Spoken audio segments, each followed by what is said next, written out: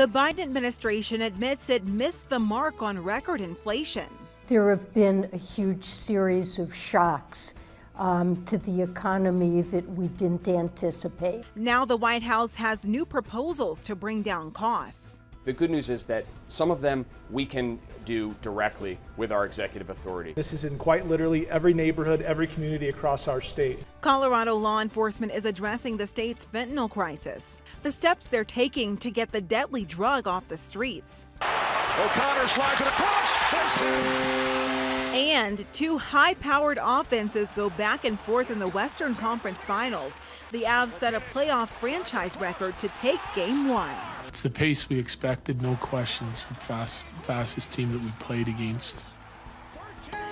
We start right at 11 with the return of winter. This is what it looked like in Conifer this morning. 3 to 6 inches of snow, all falling overnight. A Basin says it got 4 inches of snow overnight.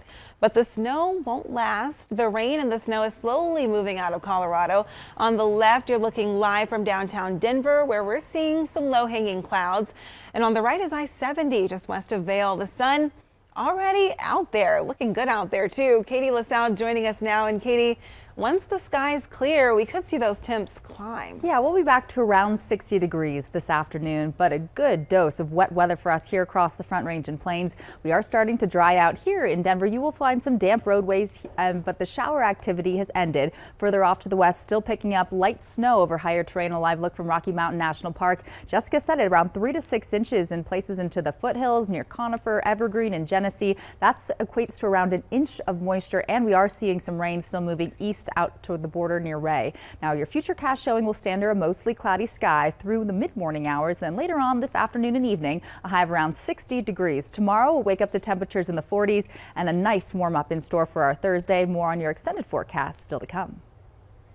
Katie, thank you. Loveland police say they took nearly 90 fentanyl pills off the streets by recently arresting a man who had a warrant. This is just another example of efforts to stop fentanyl from circulating through Colorado. Denver 7's Colette Bordelon joins us now live. And Colette, law enforcement are taking steps to get this drug off the streets. That's right. And an announcement that just wrapped up from the state troopers. Their biggest message: now is the time to act. State troopers said at that press conference that already this year seizures of fentanyl are only increasing. For instance, they've confiscated more than 200 pounds of illicit fentanyl that people were trying to smuggle into Colorado.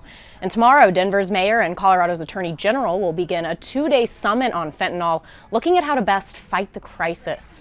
Meanwhile, though, countless families are living through the impacts of that crisis, including one now preparing to bury their 15-year-old child. Loved ones say on May 14th, 15-year-old Josiah Velasquez took a blue pill laced with fentanyl and never regained consciousness. He was on life support for a week at Children's Hospital. Now the teen's family is raising awareness about the dangers of these counterfeit pills. These pills, literally you take one and you have no idea what you're taking, and that's it. You don't get a second chance. I feel like he tried doing this to fit in, and that's one thing like I want to get across to other people, is don't feel that you have to try something just to fit in, because at the end of the day, you are who you are, and he was a very good person. Anyone who knows something about Velasquez's death can call Arvada Police. The family is selling shirts with messages about the dangers of fentanyl-laced drugs to help pay for funeral expenses. They also have a GoFundMe, and we have a link to that on our website, thedenverchannel.com. In the newsroom, Colette Bordelon, Denver 7. Something that has hurt hundreds of Colorado families. Thank you so much, Colette.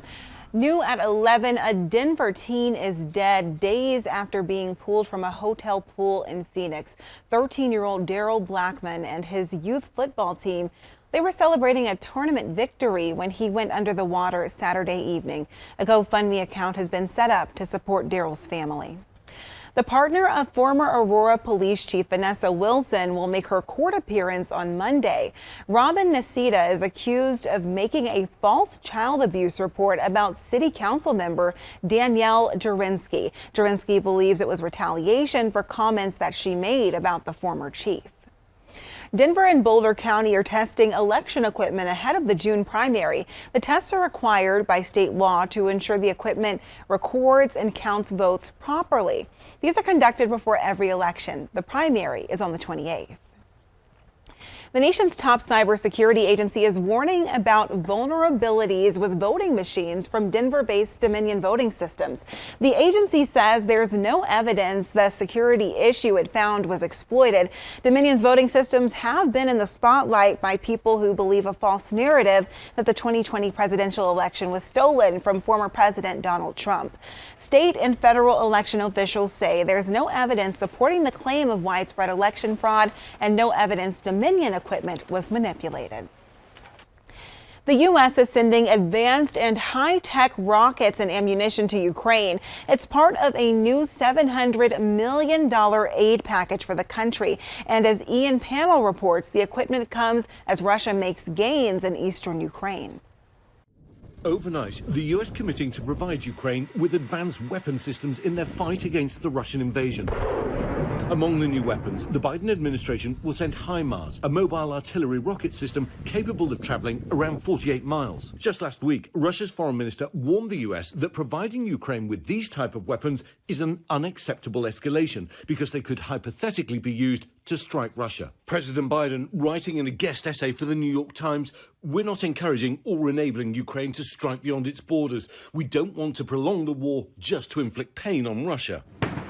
The military supplies crucial to Ukraine as Russia takes more ground in the east. Ukrainian forces desperately trying to hold on to the strategic city of Severodonetsk, but local officials now saying that most of the city is under Russian control. This video, posted by Russian state media, shows Russian forces inside the city. Now, as many as 13,000 civilians are thought to be trapped there. Evacuation attempts have been stalled because of the shelling.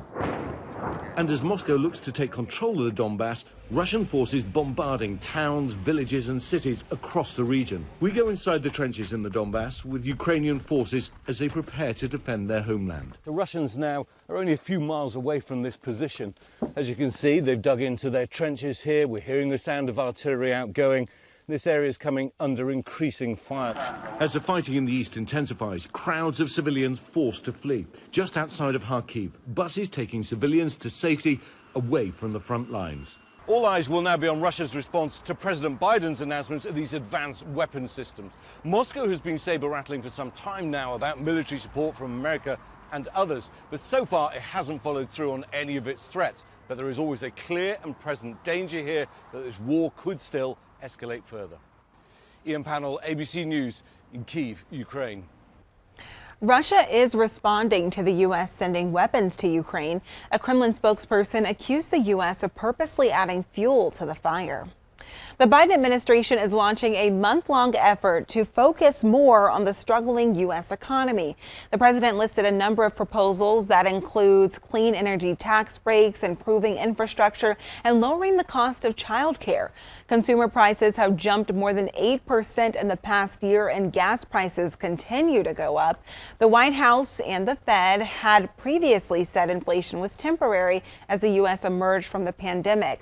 The Treasury Secretary admitted she and other top officials were wrong when they downplayed the significance of inflation last year. There have been unanticipated and large shocks to the economy that have boosted energy and food prices and supply bottlenecks that have affected our economy badly that I at the time didn't fully understand. The Federal Reserve raised interest rates last month to fight inflation, and it signaled more aggressive rate hikes in the coming months. We're getting a better idea of what Americans think of the economy. A Gallup poll shows nearly 50% of Americans see the U.S. economy as poor. Only 14% say it's excellent or good. Data from the Commerce Department also shows people are saving less. Economists say people are struggling to put money away because of these rising costs. The pass across, score! Comfort! Here comes McKinnon moving in, he scores! Slides it across, shot, score! Goal after goal after goal, and those are just a few of them that the Avs hit last night in the crazy game against the Edmonton Oilers. The Avs and Oilers combined for 14 goals. The Avs finally outslugged Edmonton 8-6. They took the first game of the series. You know, we're up 7-3. We got to, find a way just to get the momentum back a little bit as they push. But that's playoff hockey. There's so many momentum swings. And, the game is, game of inches for sure. You know, I think it's a mental toughness and a belief that our team can win, and that we just got to keep playing until the buzzer. Game 2 is at 6 tomorrow night at Ball Arena. The Avs might be without starting goalie Darcy Kemper. He left last night's game with an upper body injury. The Rockies are playing a doubleheader at Coors Field today. Rain forced the team to postpone last night's game against the Marlins. As of right now, first pitch is just after 1. The second game starts after 4:30. A popular 14er is requiring reservations this year. What you need to know before booking your spot.